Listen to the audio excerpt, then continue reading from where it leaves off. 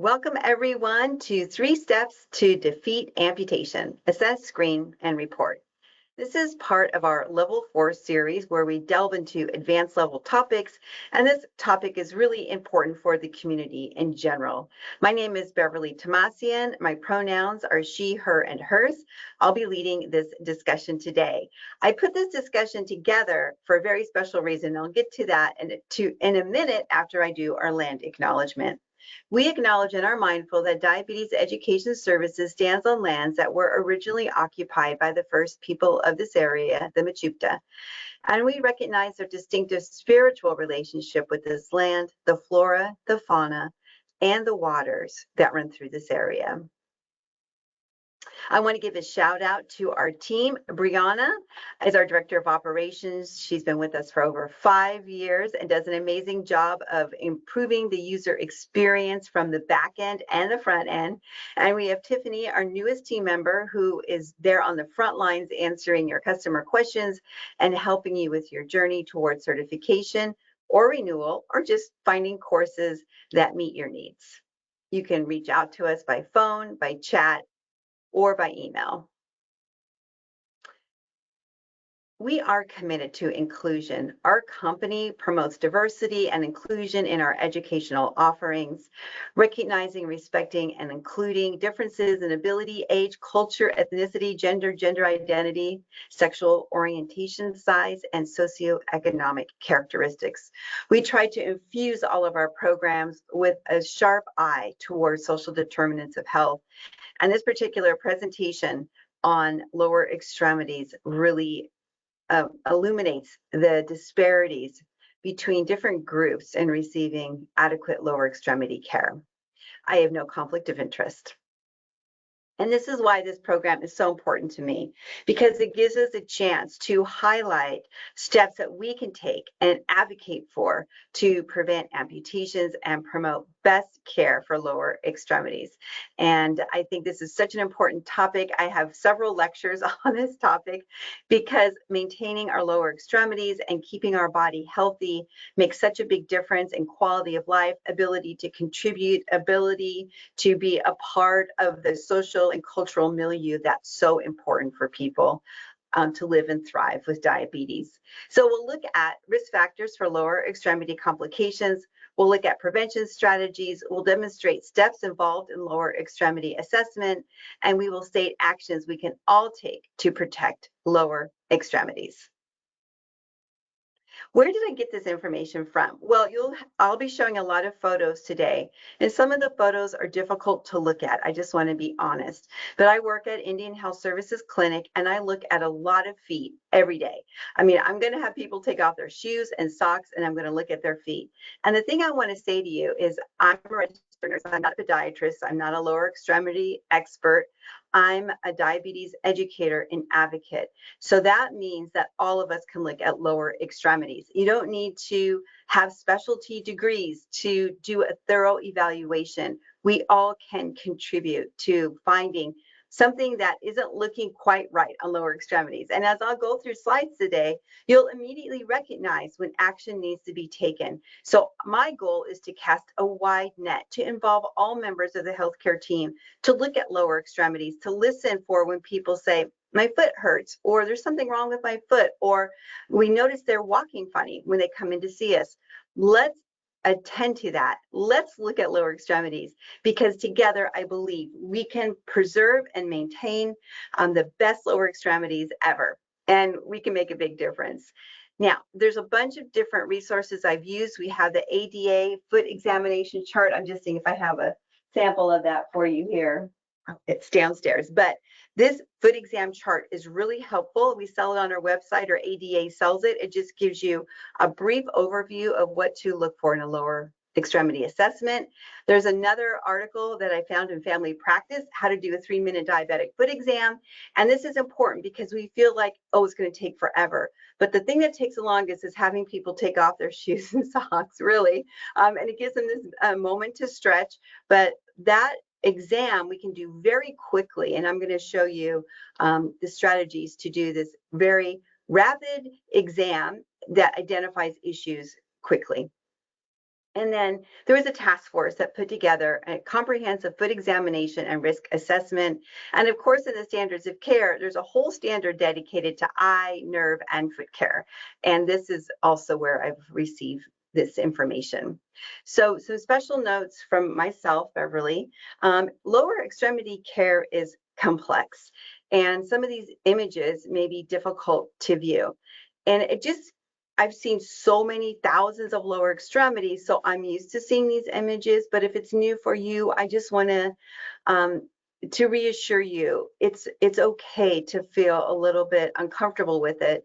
And as you look at more and more lower extremities, you will increase your comfort level.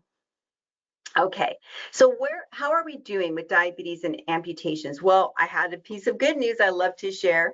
The rate of amputations declined by 43% between 2000 and 2009. That's amazing. That's a huge drop, but our progress has diminished. It increased 50% from 2009 to 2015. We're not sure why, but we also saw the rates of amputation going up during COVID because people were reluctant to interact with the healthcare system and be exposed to potential COVID infection. So they were just treating their foot wounds at home, and that resulted in more complicated foot problems. But we are seeing an increase in minor toe amputations. So a 62% increase. And this just means there's a problem with one of the toes. They had to be amputated. But as you know, with one toe being amputated, there's a higher incidence of future toes and part of the foot being amputated. We want to prevent that first amputation if we can, because we know it starts off a cascade of further lower extremity problems. We saw an increased rate in our middle age group, ages 18 to 64, but the highest rates of amputations are still in our older age group, age 70 plus. So as people get older and they have more vascular disease and their vision might be impaired, they're at higher risk of having lower extremity complications. But we did see this spike of 18 to 64-year-old folks with diabetes having amputations. Now, people might think diabetes means I'm going to have an amputation, and I want to say no, that is not the case. Amputations are very unusual. We know that there's 130,000 adults annually with diabetes have lower extremity amputations. Now, what does that mean? It means 5 out of every 1,000 people with diabetes will have an amputation. So that is very, very low chance of people having this foot complication, yet people are very worried about it. And so we want to address it and help them prevent it. There's a lot of health disparities when it comes to lower extremity amputations. Black Americans and people of color have 3 to 4 times the rate of amputation compared to white Americans. And I just want to stop there and notice this. Why is that? Why do Black Americans and people of color have 3 to 4 times the rate of amputation? And I think as diabetes educators, it's something we really want to consider, particularly in the communities where we work. As I've mentioned, I work for Indian Health Services, and I serve a lot of people of color as part of my job, and indigenous tribal members.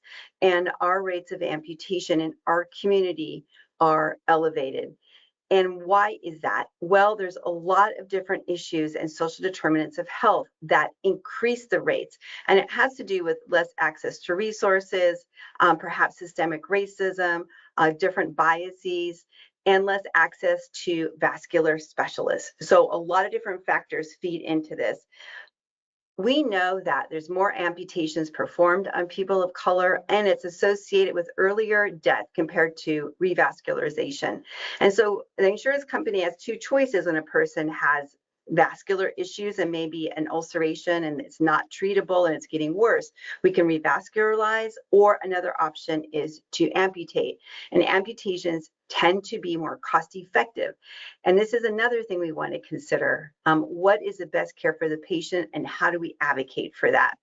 60% of amputations are done on 7% of the population. So amputations are concentrated in certain regions of the United States.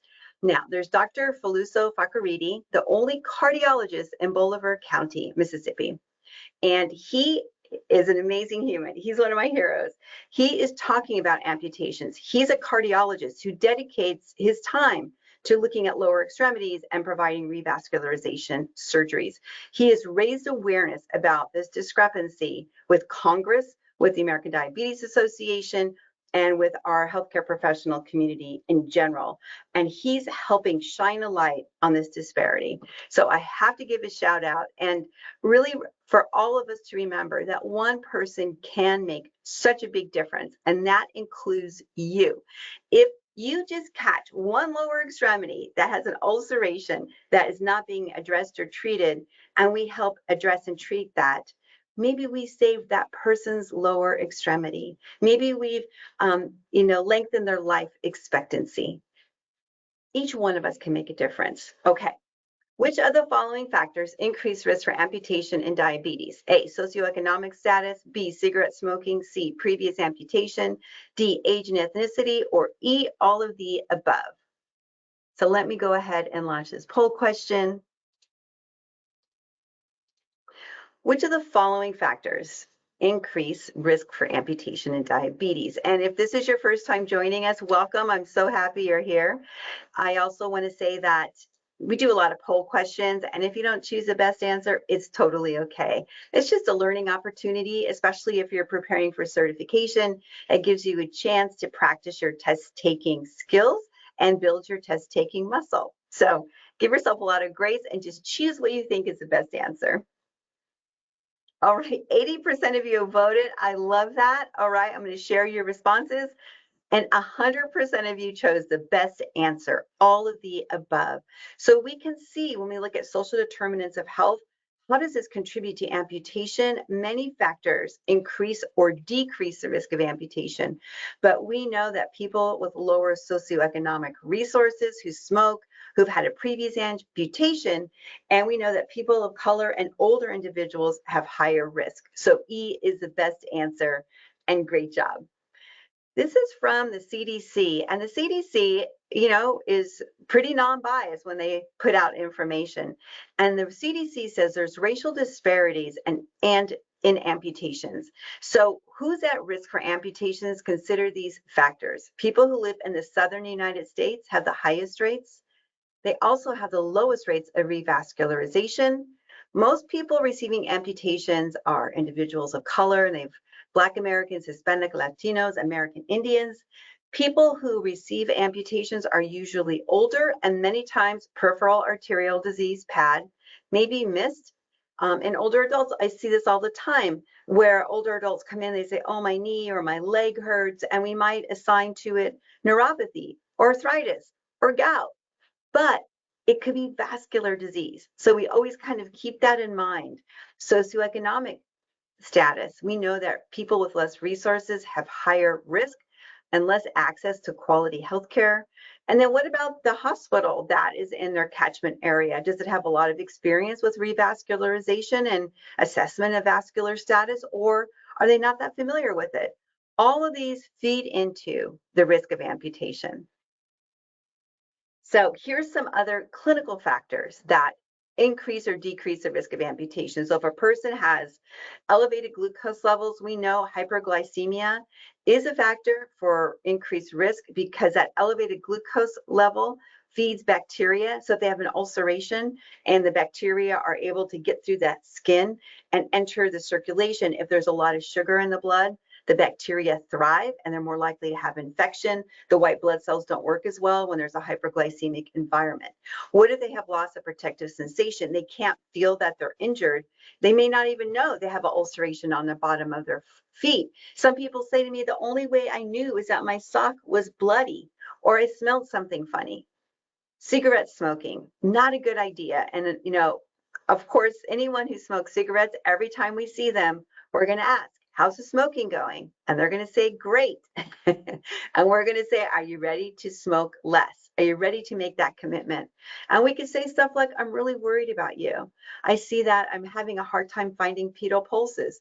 So I'm always checking people's, lower extremity pulses. And if they're smoking, we know that that's decreasing blood flow to those lower extremities and causing more vasoconstriction.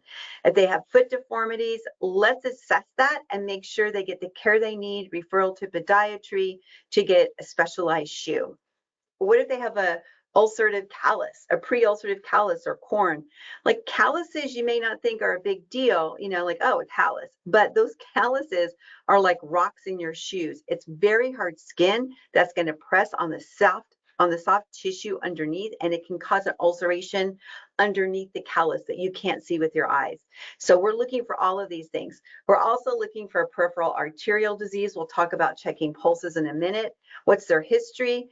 Can they see? If they don't see that well, how do they cut their toenails? How do they assess their lower extremities? So who's going to look at their lower extremities? This is a person we're going to say every time you come to the clinic or at the hospital, take off your shoes and socks and let somebody look at your feet. Or is there somebody in your house who could look at your feet on a regular basis? If they're having chronic kidney disease, especially if they're on dialysis, much higher risk for foot and lower extremity problems. They often have co-associated neuropathy. Let's do another poll question. Which of the following is true about diabetes and lower extremities? Over 30% of people with diabetes experience amputation. Over 50% of amputations could have been avoided. Rates of amputations are evenly distributed throughout the US. The rate of amputation continues to decrease. So let me launch this poll and see what you all say. So which of the following is true about diabetes and lower extremities?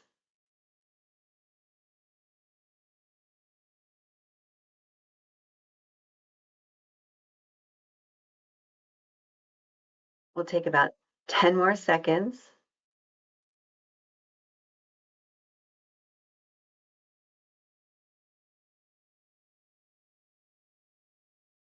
All right. I love what I'm seeing. So if you haven't voted yet, just choose what you think is the best answer. Trust that little voice within. I'm going to go ahead and close the poll and share the results. So 100% of you chose the best answer. 40% of you voted. So the other 60% of you, next poll question, let's just choose what you think is the best answer. But the best answer is B. Over 50% of amputations could have been avoided. How would we avoid those? Through basic education. So we know it's not 30% of people with diabetes experience amputation. It's only 5 per 1,000. So the rates are much lower than that. We know the rates of amputation are not spread evenly. We know the South bears the burden of amputation, and the rate of amputations continues to increase. So B is the best answer, and we're going to find out how we're going to prevent those amputations from happening. The American Diabetes Association says for everyone with diabetes, they must receive an annual comprehensive foot evaluation. So that's the very least we're going to do is check their lower extremities annually. But, and then we're going to provide preventive foot self-care education. And on the web page for this webinar, I've posted a lot of free handouts on how to assess, how to cut your toenails, how to 8 steps for healthy feet, and other information. This is free in English and Espanol, so you can download these and share them with your people. I've really tried to infuse this program with a lot of resources that you can use in your work setting. Okay, so for everybody, we check every year, but what if they have sensory loss or prior ulceration or amputation? Okay, this person is high risk. We're going to inspect their feet every visit. So you might want to say to them, hey, when you come next time, just get ready to take off your shoes and socks. Don't even wait for your provider to ask. Have your feet ready to go. Have your feet ready to go. High risk may need specialized therapeutic footwear, and we'll look at that soon. So this is the basics that we want to implement in our practice setting. And if you look at these feet, and my motto is lift the sheets and look at the feet. Let's just start with this one on the left. When you look at these lower extremities on the left, what do you see? Like, it doesn't strike any panic bells within me. When I look at these lower extremities, they're not swollen. The toenails look super cute. There's no deformities. I mean, everything about this foot looks like it's well cared for and tended to. But if we look at the middle lower extremities, we get a whole different feeling. So you know that feeling you get within you when you look at a lower extremity? Trust that, because when you see these lower extremities in the middle, you're like, what's going on there? Well, they obviously have pedal edema. What does that cause from? We don't know. I mean, it could be congestive heart failure. It could be they forgot to take their Lasix. It could be other factors that are happening. But we do know these feet need attention. That's the key thing I want you to take home here, that we're going to get the provider involved. We're going to take this impression and let the people in charge of the medical care know that this is very important, that we figure out what's happening, because you cannot get a shoe on this foot, right? The shoe's going to be too tight. And if you have a too tight of a shoe on this lower extremity, it's going to rub and cause ulcerations. So we have to figure out a solution. We'll look at shoes later on that can accommodate feet that are larger. But this to me is really critical that we escalate to the next level. Okay, let's take a look at this. And we're going to tell this person to elevate their feet. They might want to wear support hose that help get the blood back up to their heart, so all the fluid isn't escaping in their lower extremities. Support hose or compression hose would be the more accurate description. Okay, here's the next picture. When you see these lower extremities, how are you feeling? You get a whole different response, right? You go, oh my gosh, what's happening here? Well, the toenails are growing over into his toes. Why is that? Now, it could be that this person doesn't have very good vision. They can't bend over to cut their toenails. Maybe that they try to cut their toenails, but maybe there's fungus on the toenail, so they can't cut through it. It's too thick. Maybe they have limited resources. Maybe they don't have housing. We don't know what's going on. But when I see these toenails, I know it's an emergency, that we need to take care of this right away, or we're going to have a very serious event here, an ulceration, an infection that could lead to worse problems. The other thing we see in the bottom of his metatarsal heads is calluses. So these calluses, why are they applying so much pressure on that area? Is it a poor fitting shoe? Are they walking barefoot? What's happening? And what's underneath that? I'm thinking, what is underneath that callus? Because there could be an ulceration. When we see these lower extremities, this is urgent. We need to get this person help. A foot specialist is going to be involved in this person's care. Also, this person might have some peripheral arterial disease. Looking at their legs, they're kind of looking palish, and maybe they have poor circulation in addition to all these foot problems. And so I'm going to say this again, but all of us can take a look at lower extremities and just get a feel when something needs attention, and we can escalate the situation to the person in charge of their medical care to let them know we need to take action. Okay, so this is a summary of all the different things I'm going to be talking about. And I have an assessment sheet in the packet where you can look up and document all the different things we're going to look at with lower extremities. So I have it written out for you because I have a lot of passion in this topic area. And it started when I worked at Stanford, actually. This is one of my patients I first saw at Stanford Hospital. And he came in and he goes, I'm having this foot problem. And I go, tell me what happened. He goes, well, I had diabetes. My provider told me I don't have the bad kind. He started me on a pill. I'm not really sure what the pill is. And he said, I don't need to bother checking my glucose because I don't have the bad kind of diabetes. And then he tells me, but I did notice I started losing a lot of weight. And then I had this callus on the bottom of my foot. And what he was doing with this callus is trimming it with a razor blade. And he said, I think I went too deep and then I got this infection. And when you put your hand on his foot, like you just touch the temperature, it is on fire. This is called cellulitis, right? This foot is on fire. It's infected. This white stuff is Sylvadene cream. And then he has his bunion here too. This person had no idea about how to take care of his feet, how to manage a callus, what it meant that he was losing weight. He was hyperglycemic and it was not detected because he did not have a meter. Now, I'm talking 30 years ago when this first happened, but ever since that 30-year ago event occurred, I am so intense about foot care because I'm like, this man, I'm going to tell you the end of the story, lost part of his foot and he didn't need to lose it. And it dramatically affected his quality of life. Okay. Question 1. Is there a history of foot ulcers? So these are the questions we're going to ask when they come in. No. So this person never had a history of a foot ulcer, but he arrived with one. And that was due to him engaging in bathroom surgery. No bathroom surgery. Okay. Question 2, is there a foot ulcer now? Well, yes, in this situation there is. So we know if there's a history of a foot ulcer in the past, it increases the risk of an ulceration now. And a person who had a foot ulcer is considered permanently in risk category 3, high risk person. Is there a deformity? So we know deformities put pressure on the foot in ways a foot was not designed to manage. And so this pressure on this metatarsal heads here is causing callus formation. And can you imagine this person trying to find shoes to fit this foot? You need you need shoes that have a lot of depth to them to accommodate this foot shape.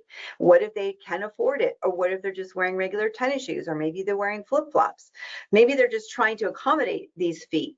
So this person with this shaped foot needs to have a specialized shoe made for them, or purchase an in-depth shoe that can accommodate the shoe shape. And certainly looking at callus formation on the pad of the foot and the heel of the foot. This person also has high risk for ulceration on the top of their toes because of those hammer toes. So the hammer toes are going to rub on the top of the shoe, causing increased risk for ulcerations there. So we want to look for prominent bony areas. We want to evaluate for hammer toes, bunions, Charcot foot, which we'll talk about in a minute. Here's a person that came into our clinic, and you see he has these 2 hammer toes right here.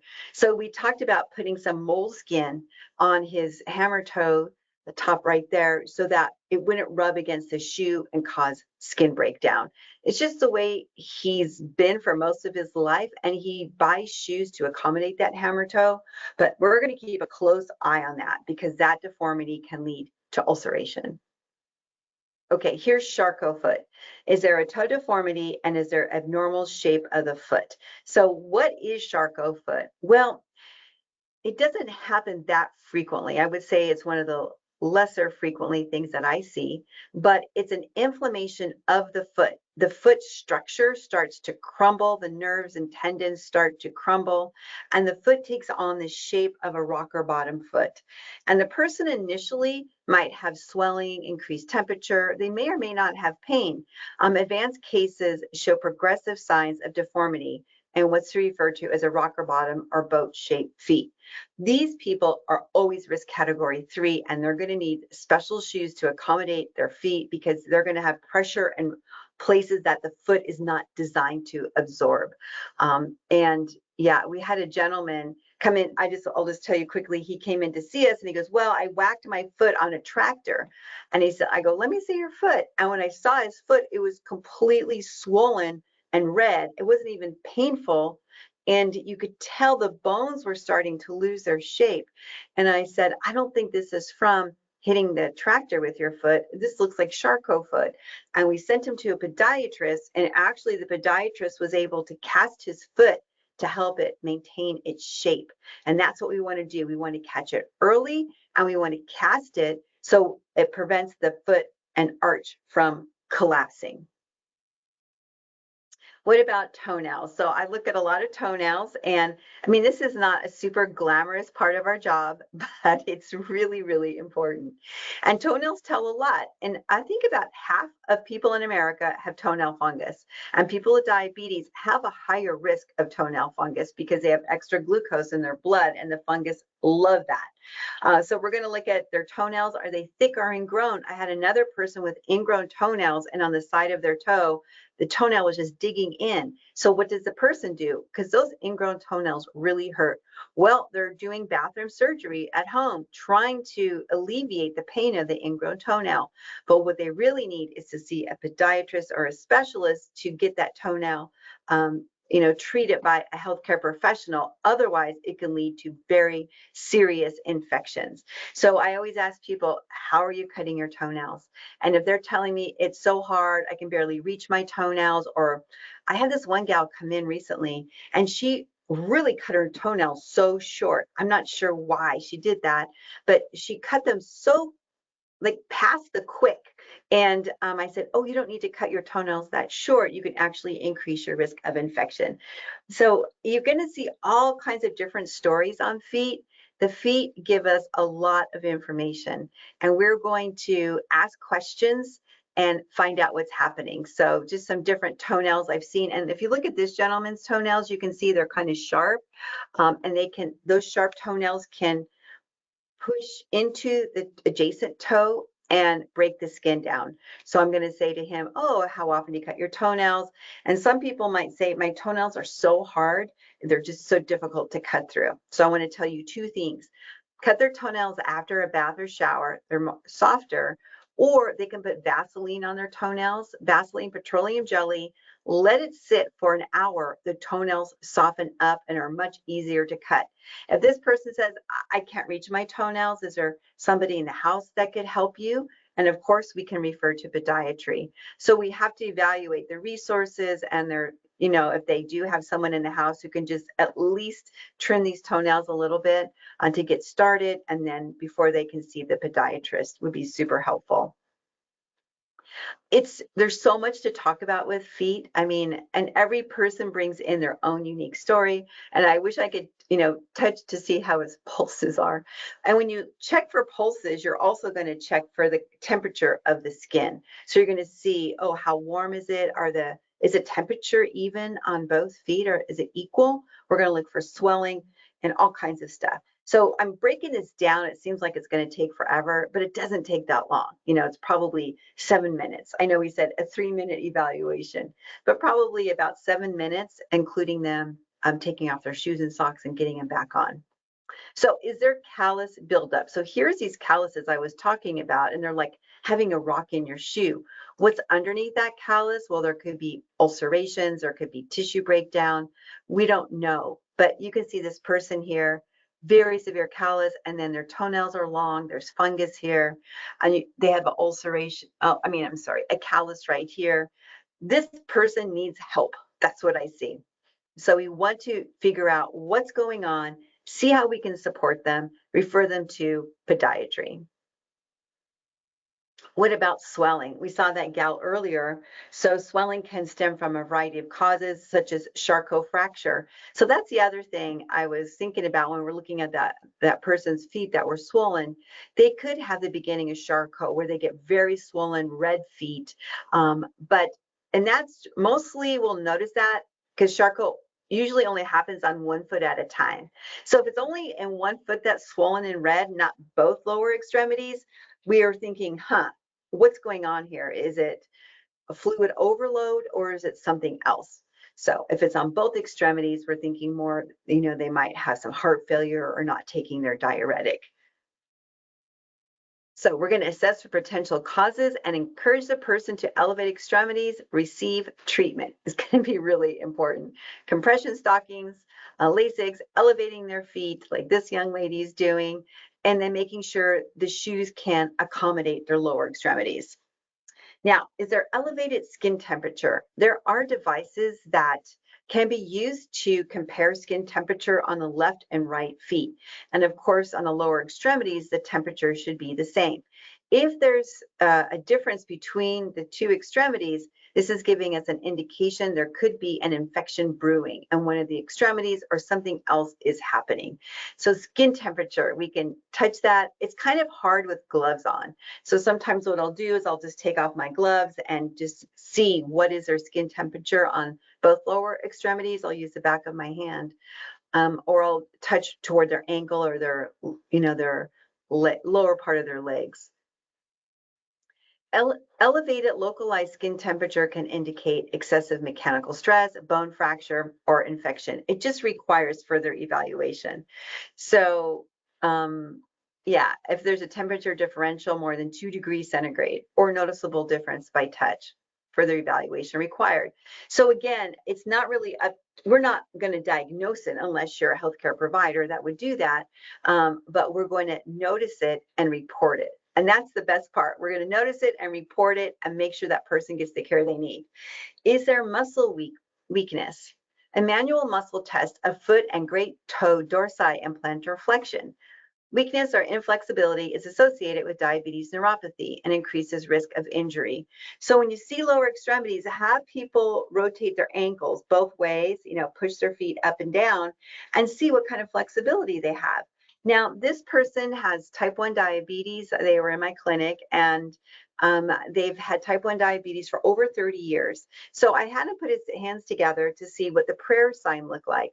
So people without neuropathy, when they put their two hands together, there will be no air and no light coming through. It's just, the fingers are meeting up together. But if you have the prayer sign, they can't make their fingers go straight. And that's from neuropathy. It's glycosylation of tendons and nerve damage combination. And this person here, we can see their fingers are not touching each other. So the same is true for their lower extremities. It's a sign that lets us know they probably have neuropathy and tendon glycosylation in their lower extremities. And when the tendons get glycosylated, they can't move and bend as well. So anyways, this feet, when I looked at his lower extremities, they kind of were like waxen and he couldn't really move his feet too much. I could get pulses, but barely. And when I was doing the monofilament testing, here's what he told me. I can't feel anything from below my ankles, so you don't even need to do the monofilament. He knew himself very well. And he goes, but I look at my feet every day to make sure they're okay because he has no sensation in his lower extremities. It's pretty much a miracle he could walk. But this guy was amazing. He was so connected with his diabetes and management, and he was doing everything he could to live his best life. So proud of him. And so when you see this, we know this person is very high risk for injury, ulceration, and we're going to do everything we can to prevent that amputation from happening. Okay, we're going to look at the bottom of the feet and we're going to look for calluses or pressure areas. We're going to look for bony prominences. We're going to look for dry skin. But really important, we're going to look in between the toes. For some reason, people often when they take a shower, they don't get in there and in between their toes, and that's okay. But what can happen is the dead skin builds up and then the fungus and bacteria get into the dead skin and cause these fissures in between the toes. So the fancy name for this is called interdigit maceration. Now, what are we going to do for that? Well, we're not going to put powder because some people think, well, I'll put some powder in there to keep it nice and dry. No, don't do that. What they need to do is just clean in between, soap and water, keep it clean and dry, and let's keep a close eye on it. I mean, certainly this would be a podiatry referral would be beneficial to help keep a close eye on this and make sure it heals up because this could be the start of an ulceration. So looking in between those toes, looking at the skin, and then we're going to see how does this shoe fit? Are they wearing improperly fitted shoes? I had a gal that came in to see me and her shoes were too big, but it's the only shoes she could afford. So she put paper in the end of the shoe so her foot wouldn't move too much. But she did have a callus on the bottom of her foot from the friction of that shoe being too big when she was walking. And so again, how do we connect people with resources so they can get shoes that protect their feet and that fit them? So if they're not wearing properly fitting shoes, it can lead to further complications. And then if you have sensory loss and you don't feel that your shoe is too tight or too loose, you may not know that you're having friction or pressure and that your foot is being injured. We also want to make sure that the shoes have enough depth to accommodate when the feet have that misshapen and they take up more space and more depth. We want to make sure the shoe can accommodate that. Now, is the footwear appropriate for their category? So that's another question. I had a person come in to see me and they had some calluses on the bottom of their feet and they had some healing ulcers, but their shoes were just regular tennis shoes, Skechers. They didn't have any offloading of their shoes. So we want to offload the pressure through inserts, through customized shoes to make sure that ulceration isn't continually being exposed to the pressure of walking, because every time we put weight on our ulceration, it takes longer to heal. And so we're getting him to podiatry to offload that pressure. Okay, what is the most common cause of ulcers? A, corn pads, B, minor trauma, C, trimming calluses, or D, burns from hot water? What do you all think is the most common cause of ulcerations? And I haven't gone over this, so you can just guess. It's kind of, you'll see which is the most common cause. But what do you think? Is it corn pads, minor trauma, trimming calluses, or burns from hot water?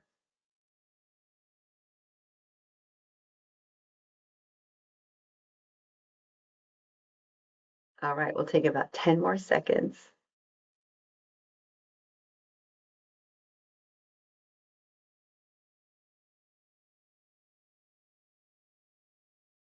All right. Okay. Some more votes coming in. Thank you.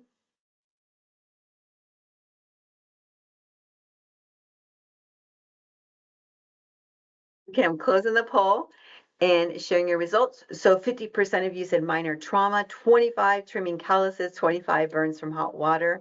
Actually, it's just minor trauma. So minor trauma is the biggest cause of ulcerations. And this is, oh, there was a rock in the shoe and that caused an ulceration and the person doesn't have very good sensation. Or they were walking on the beach and the sand was hot and they couldn't feel how hot it was and they got a blister and that blister got infected. Their shoes were too tight. So their shoes were so tight, it was just putting pressure on their foot and that caused his skin breakdown and an ulceration. It's honestly, y'all, it's little baby things that start little and then add up, especially if people might be embarrassed to share with their provider. I had a gal who was vacuuming and she got a bad blister from that and she was embarrassed to share that with the provider, so she kept treating it at home, and by the time she came in it was infected. So people sometimes feel embarrassed, like they did something wrong or they caused this and they are trying to fix it on their own. I tell people, man, it's not your fault. If you have an issue with your lower extremity, just let us know right away so we can treat it and make sure it doesn't get worse. It's so important, especially for ingrown toenails. I have lots of folks who try and trim their ingrown toenails at home, and those are really difficult to treat, and they end up cutting their own skin and getting an infection, and they feel embarrassed about that. No, don't feel embarrassed. Come in. I know you're doing your best. Okay. Trimming calluses, we'll talk about that, but calluses, we don't want people to do any bathroom surgery with a razor or those little egg things you can buy to kind of scrape your skin. Really just moisturizing, washing your feet with a washcloth and scrubbing that callus, putting some Vaseline on it at night. And of course, if the callus is really thick, going to see a podiatrist for care. And then burns from hot water, people with loss of protective sensation certainly may not know how hot the water is. So we encourage them to put their wrist in the water first to evaluate the temperature before putting their feet in. And that's true for jacuzzis or walking on sand. People with loss of protective sensation or neuropathy lose their ability to determine temperature. Okay, so tight shoes and minor trauma are the leading causes of ulcerations, and that's combined with neuropathy and peripheral vascular disease. So they don't have sensation, they don't have good circulation, and this combined with a minor trauma puts them on this pathway toward ulceration, especially if they have any foot deformity, joint stiffness, and this can result in increased plantar pressure and trauma. It can start. I had this gentleman who said, "Oh, I just ran out to the car to get my keys," and he walked on the pavement on the street, on the pavement and on the asphalt of the street, did not feel how hot it was, and he got severe burns on the bottom of his feet. And we know anytime we disrupt that skin integrity, it's going to provide an opening for bacteria to come in, cause an infection, and it can cause an infection first in the soft tissue and then actually lead to a bone infection or osteomyelitis. So I want to talk a little bit about peripheral arterial disease, and that is when there's not good circulation to the lower extremities and there's not good arterial circulation.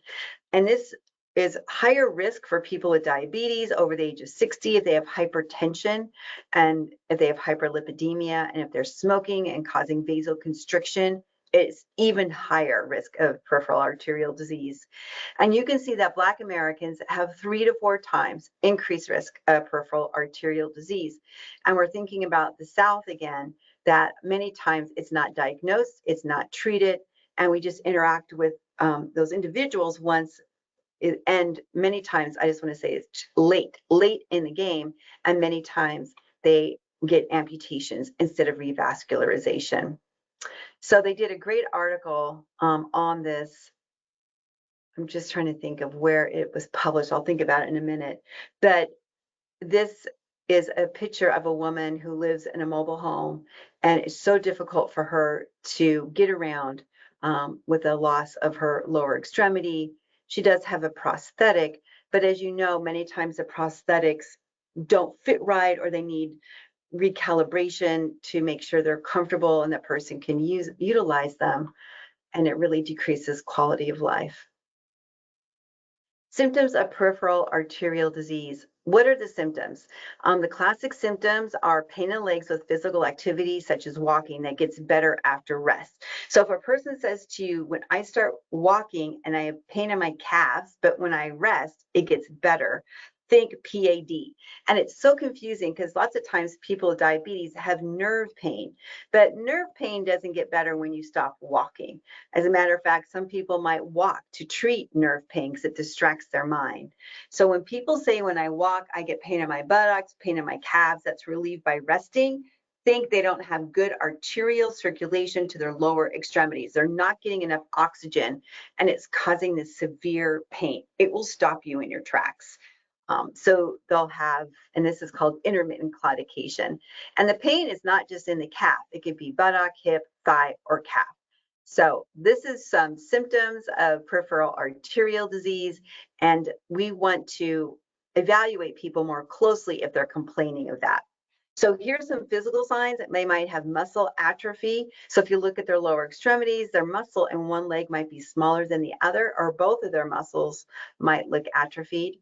And their hair on their lower extremities, they're going to have less hair.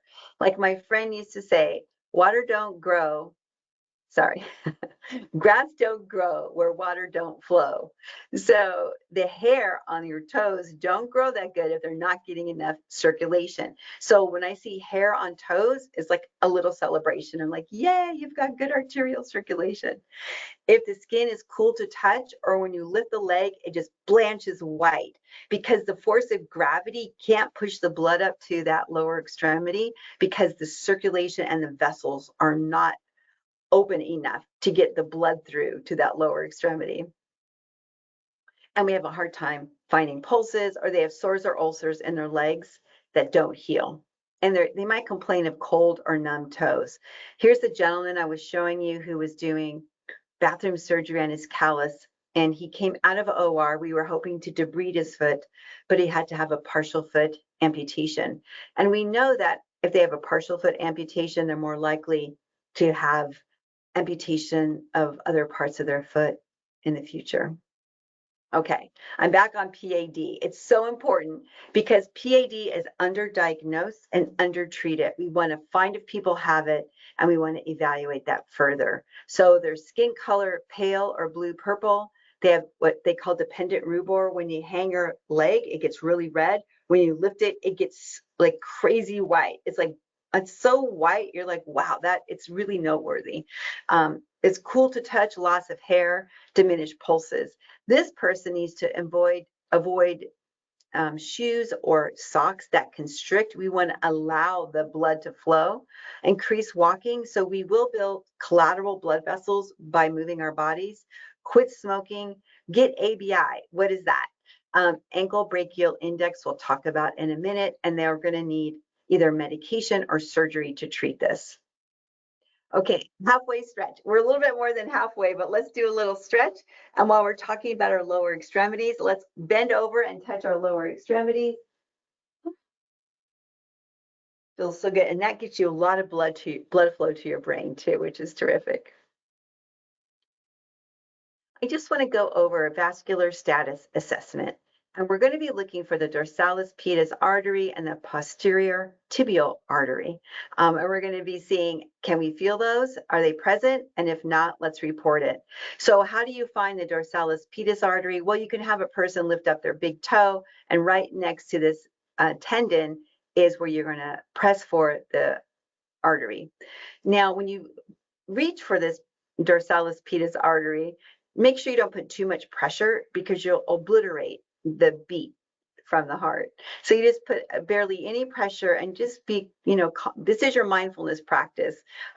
Feel for that and look around that area to see if you can feel that heartbeat in this lower extremity, or we call it a pulse. This person has great hair on their toes, so I'm very excited about their circulation. And this is one strategy to feel for the dorsalis pedis pulse. He's using 3 fingers because it gives us more space, more real estate to see if we can feel that pulse. Now, here's the posterior tibial artery right behind the ankle. And this is right behind the medial malleolus, a little bit harder to feel. And this is a great way to do it. We call make a C, and put your thumb on the external part of the foot, and then your fingers wrap around to that more medial part of this lower extremity to see if you can feel the pulse there. Now, if the person does have decreased or absent pedal pulses, or they have foot ulcers, or these 2 individuals are going to need care by interdisciplinary team, especially for those who smoke, have a previous history of lower extremity complications. They have loss of protective sensation. We call that LOPS, or any structural abnormalities, and they're going to need lifelong surveillance. So I just wanted to tell you about the ABI. Now, the ABI is not that complicated, but you do need a Doppler and you need blood pressure cuffs. So usually it's done in a vascular specialist office, but some primary care doctors will also provide this evaluation, or in the hospital setting, we could certainly get it done. And what does the ABI look at? Well, it looks to see, this is the brachial systolic blood pressure. Is this brachial systolic blood pressure the same in the lower extremities? That is there the same amount of blood flow in the arms? I'll say differently. Is there the same amount of blood flow in the legs as there are in the arm? So the arm is kind of like the baseline. We want to see how much pressure is in the arm. And then that becomes our denominator. So we check the blood pressure on the right and left side, and then we grab the brachial systolic blood pressure, and that becomes the denominator, the one that's the highest. So of these 2, the systolic blood pressure is higher on this side, the left side. So that becomes our denominator, 160. So now we're going to check the lower extremity pressure. We'll do a posterior tibial blood pressure, and we'll do a dorsalis pedis pressure. And then we'll see what is the highest systolic blood pressure. And here it's on the left side, it's 120 of the 2. And here on the right side, it's 80. So this already tells us the blood pressure, systolic blood pressure on the lower extremity is lower than in the arm. This person does not have great blood flow to the lower extremities. We already know that. And then we create a ratio. So we take this systolic blood pressure, put it up here, 120 over 160, which is the brachial. We only have a 0.75. And over on the right side, it's even worse. It's only 80 over 160. So this 0.5. Normally, this should be 160 over 160. And that would mean their ABI is 1 or greater. See, normal is 0.99 or greater. But when we're starting to get numbers like 0.5 or 0.75, we know this person has diminished circulation. So we're comparing lower extremity systolic blood pressure to the brachial systolic blood pressure. They should be very similar. If the lower extremity is lower, we know the circulation is diminished. So when you see an ABI report, this is what we're looking for, 1 or greater. If it's less than 1, we can see that the vascular disease is mild to moderate. And you can see under 0.4, it's severe. And if it comes back really high, it just means the blood vessels are non-compressible. That's a false reading. So people with diabetes do get neuropathy. Not all people, but most people have some degree of neuropathy. Some people have very little. Some people have extreme amount of neuropathy, and we call this loss of protective sensation, when they can't feel the needle in their foot, their pebble in the shoe, they stepped on a nail, they cut too deep, the shoes were rubbing, or other. And that is a person who's very high risk. And that's why we use a monofilament. So monofilaments are just a fishing line. I'm going to just show you my little monofilament here. And I'm going to bend it in a C shape. Probably can't see it. Well, it's a little fishing line. Oh, there it is. Okay. It delivers 10 grams of linear pressure. If a person cannot feel this linear pressure on one or more locations on the bottom of their feet, they have loss of protective sensation. So we're going to evaluate it in different locations, and we're going to, where these red dots are is where you press the monofilament, and also on the heel. And you say to the person, tell me when you feel it. And if they can't feel it in one or more location, that means they have nerve damage and they are at higher risk for injury to their feet. You want to go above or below calluses, because obviously if you're on a callus, they're not going to feel it. And we do it we do it twice. So I do the whole foot twice, and I change the rhythm of doing it. I won't just, go, do you feel it? Do you feel it? Do you feel it? I don't ask them that. I say, tell me when you feel it. And then I'll touch these locations on the bottom of their feet and see how many spots they don't feel it.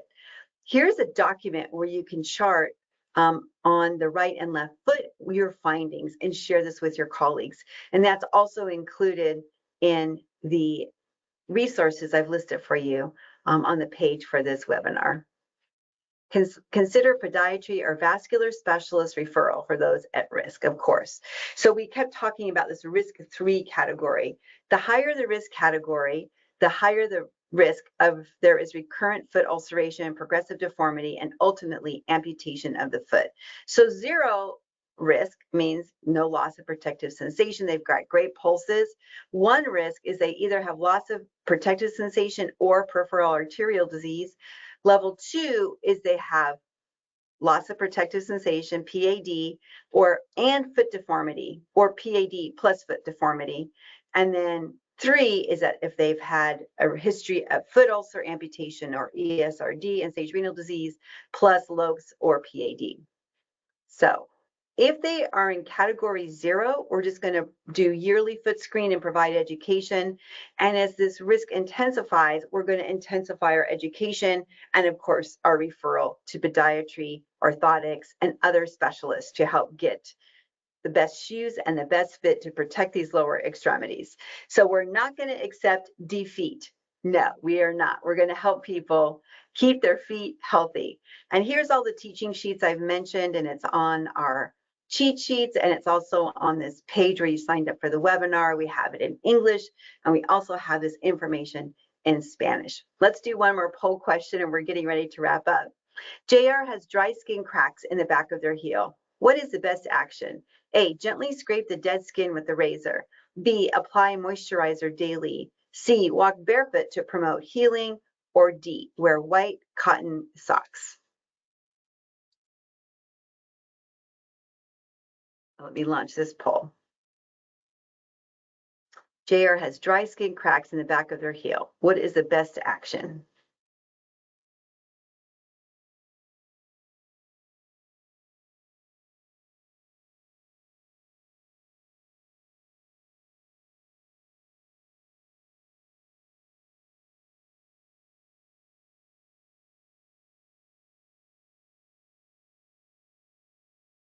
All right, I see the answers coming in. Thank you.